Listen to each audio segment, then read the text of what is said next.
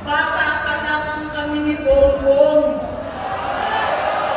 Alam na ng buong pamilya ang problema sa kanya.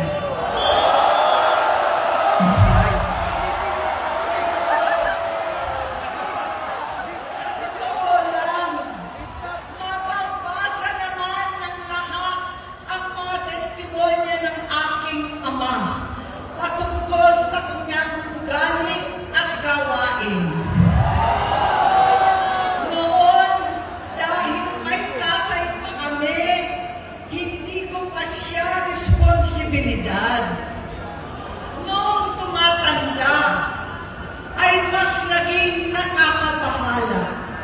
Batid ko na nagdadrag siya.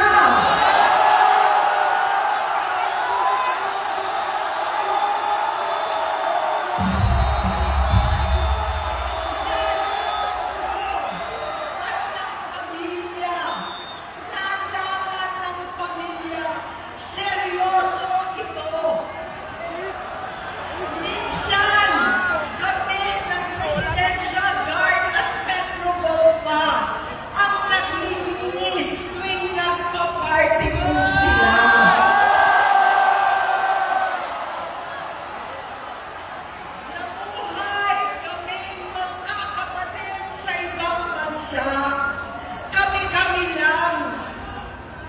Kinumbinsi ko pa si Bongbong. Pakasalan mo na si Lisa.